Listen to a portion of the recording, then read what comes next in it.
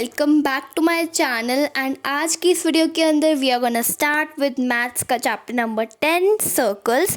काफ़ी सिंपल सा चैप्टर है और काफ़ी लोगों को ये मुश्किल लगता है, but actually if you see ना, अगर आपको इसमें कॉन्सेप्ट्स अच्छे से क्लियर हो जाएंगे तो ये चैप्टर आपके लिए मुश्किल नहीं होगा, बल्कि आपके लिए चैप्टर इजी होगा। बस इसमें कॉन्सेप्ट समझने हैं and you will be done. तो इस चैप्टर का ये जो वीडियो है ये इंट्रोडक्शन है। इस चैप्टर के जितने भी कॉन्सेप्ट्स हैं वो सारे मैं इस वीडियो में आपके साथ शेयर करूँगी, ठीक है। तो जो एक्सरसाइज वगैरह है वो हम एक अलग वीडियो में करेंगे, तो ये बस इंट्रोडक्शन है। So let's begin with this chapter. सबसे पहले तो मैं आपको कुछ पॉइंट्स है सर्कल के बारे में जो हम बहुत बचपन से ही पढ़ते आ रहे हैं, बेसिक चीज़ें हैं, उनके बारे में मैं आपको थोड़ा सा वापस से याद करा देती हूँ, ठीक है, ताकि आपके लिए भी अच्छा रहेगा।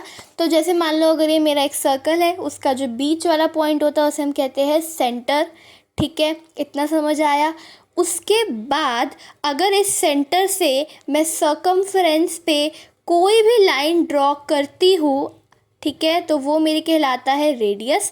सर्कमफ्रेंस क्या होता है? Boundary of the circle. Circle की जो बाउंड्री है उसे हम कहते हैं सर्कमफ्रेंस। वैसे आपको ये पता है 2πr होता है सर्कल में, बट उसका भी यहाँ पे काम नहीं है, बस आप ये समझ लो सर्कमफ्रेंस क्या होता है, ठीक है, ये समझ आ गया। उसके बाद एरिया पता है आपको, सर्कल के अंदर वाला जो पार्ट होता है। डायामीटर जब आप रेडियस को 2 बार बना दो, है ना।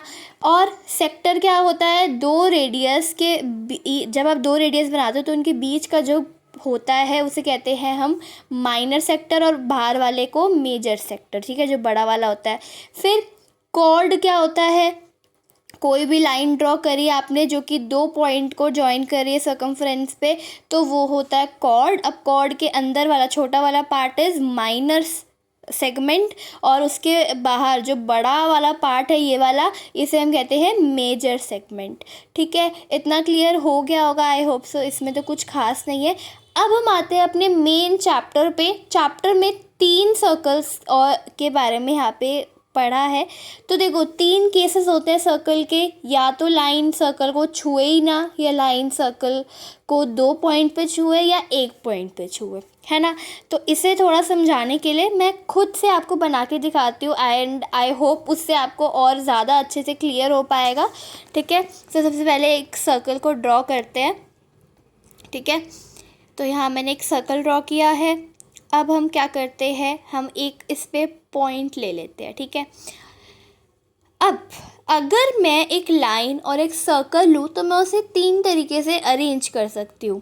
या तो जो मैं लाइन है वो बाहर ही बना रही हूँ सर्कल के, वो सर्कल को छू ही नहीं रही है, तो वो लाइन हो गई नॉन इंटरसेक्टिंग लाइन। या तो वो जो लाइन है वो सर्कल को 1 पॉइंट पे छू रही है, ठीक है, तो वो हो गया टैंजेंट। और अगर 2 पॉइंट पे छू रही है तो वो हो गया सेकेंड।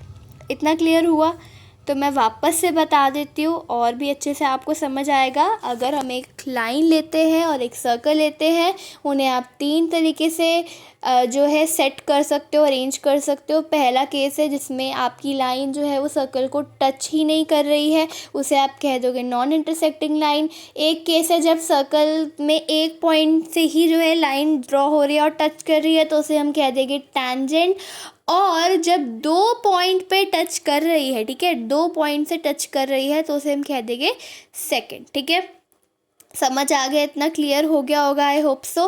वापस से अब जो बुक वाला डायग्राम है उसमें भी मैं आपको दिखा देती हूँ। वैसे इसमें कुछ खास ऐसा है नहीं कि आपको बार बार समझना पड़े, बट फिर भी लेट्स अंडरस्टैंड। इस चैप्टर के अंदर आप मेजरली टैंजेंट के बारे में ही पढ़ने वाले हो, बट हाँ, आपको पता होना चाहिए कि सेकेंड क्या होता है, क्योंकि आपके MCQ क्वेश्चन में आ सकता है, ठीक है। तो जैसे यहाँ पे मेरा ये सर्कल है, इसमें 1 पॉइंट पे टच हुआ, वो टैंजेंट है। और जब 2 पॉइंट पे टच हुआ तो यहाँ पे आप देख सकते हो सेकेंड है। कौन से 2 पॉइंट है सर्कल में? A और B, तो इसे हम क्या कहते हैं? सेकेंड। स्पेलिंग एक बार आप देख लो, SECANT, सेकेंड, ठीक है। तो अब हम आगे चलते हैं। इस चैप्टर का ये वाला पोर्शन हमने कर लिया है, ठीक है। वैसे इस चैप्टर में ना ये वाला पोर्शन तो बस ऐसे ही है, छोटा मोटा। वैसे तो सारे पोर्शन ही ऐसे, जब आप समझोगे आपको लगेगा अरे क्या ही है इसमें। तो अब नेक्स्ट अगर हम एक सर्कल पे एक पॉइंट लेते हैं तो उस पॉइंट से हम सिर्फ एक ही टैंजेंट को ड्रॉ कर सकते हैं। बस इतना सा ही है इसमें। वापस से आपको ड्रॉ करके दिखा देती हूँ। जैसे यहाँ पे मैंने एक सर्कल लिया, एक पॉइंट ले लिया, थोड़ा ज़्यादा बड़ा बना दिया मैंने पॉइंट, बट ठीक है। सो इस पॉइंट से मैं सिर्फ एक ही टैंजेंट को ड्रॉ कर सकती हूँ। जैसे अगर मैं मान लो दूसरे ड्रॉ करने का ट्राई भी करती हूँ तो वो मेरा टैंजेंट की जगह सेकेंड बन रहा है ना। तो that is why we say that there is only one tangent at a point of circle. ठीक है, I hope this is clear. अब हम आते हैं थ्योरम नंबर 1 पे, जो कि है कि the tangent at any point of a circle is perpendicular to the radius through the point of contact। Point of contact वो पॉइंट होता है जहाँ से tangent को ड्रॉ किया जाता है।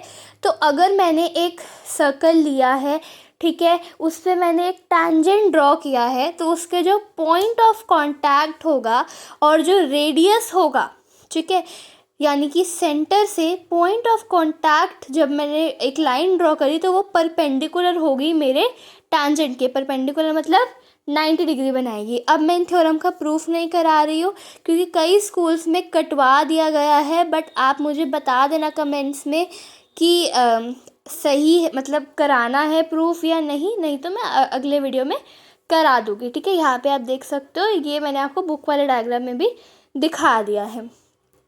अब हाँ, अगर आपको एक्सरसाइज वाले क्वेश्चंस चाहिए so do tell me in the comments, मैं वो भी बना दूंगी। यहाँ पे आप देख सकते हो, यहाँ पे पॉइंट ऑफ कांटेक्ट मेरा है P, सेंटर है O, रेडियस है OP एंड टैंजेंट है YX। ठीक है, यहाँ पे एक्सरसाइज 10.1 है, ये भी हम नहीं कर रहे हैं। अब हम आते हैं हमारे नेक्स्ट टॉपिक पे, जो कि है 3 केसेस जो कि हमारी NCERT में दिए हुए हैं, जो बड़े इजी है, तो फटाफट से हमारे हो जाएंगे। पहला केस ये है कि अगर मैं सर्कल के अंदर एक पॉइंट लगाती हूँ, सर्कल के अंदर एक पॉइंट बनाती हूँ, तो वहाँ से मैं कोई टैंजेंट नहीं बना सकती हूँ। वहाँ पे सारे फिर सेकंड बन जाएंगे, टैंजेंट एक भी नहीं बनेगा। तो पहला पॉइंट है ये। दूसरा ये है कि अगर मैं लेती हूँ कोई सर्कल और उस पर एक पॉइंट, तो वहाँ से सिर्फ एक ही टैंजेंट ड्रॉ हो सकता है, जो कि मैंने पहले ही बता दिया आपको। और थर्ड वाला ये है कि अगर मैं कोई एक्सटर्नल पॉइंट लेती हूँ, ठीक है, जो सर्कल को टच नहीं कर रहा, वहाँ से मैं सर्कल के सिर्फ 2 टैंजेंट ही बना सकती हूँ। यहाँ पे मैंने टेढ़े ही बनाई है लाइन, बट एक्चुअल में आप समझ जाना। ठीक है, उसके बाद हमारे ये जो 3 केसेस है, ये आपको आई होप सो समझ आ गए होंगे, इसमें ज़्यादा कुछ वैसे है भी नहीं। ठीक है, अब हम आते हैं हमारी नेक्स्ट थ्योरम पे, जो कि है the length of tangents drawn from an external point to a circle are equal. तो देखो, जैसे मैंने एक एक्सटर्नल पॉइंट बनाया, वहाँ से मैंने 2 जो है वो बना दिए टैंजेंट, जो भी है 2 पॉइंट ऑफ कांटेक्ट लिए और वहाँ से लाइन ड्रॉ कर दी। अब ये जो लाइन है ये इक्वल होगी, मतलब इस केस में PQ और PR जो है वो इक्वल होगा। ठीक है, तो आपको ये समझ आ गया होगा आई होप से। एक्सटर्नल पॉइंट बनाया, 2 मैंने उनको ज्वाइन किया, तो वो जो है मेरे इक्वल निकल गए, यानी कि PQ जो है वो मेरा PR के इक्वल है। I hope is much would be clear. इस चैप्टर में बस यही कॉन्सेप्ट है। जैसा कि मैंने कहा, if you want proof tell me in the comments. फिर अच्छी लगी लाइक करेगा, नहीं हो तो subscribe. Thanks for watching and bye bye.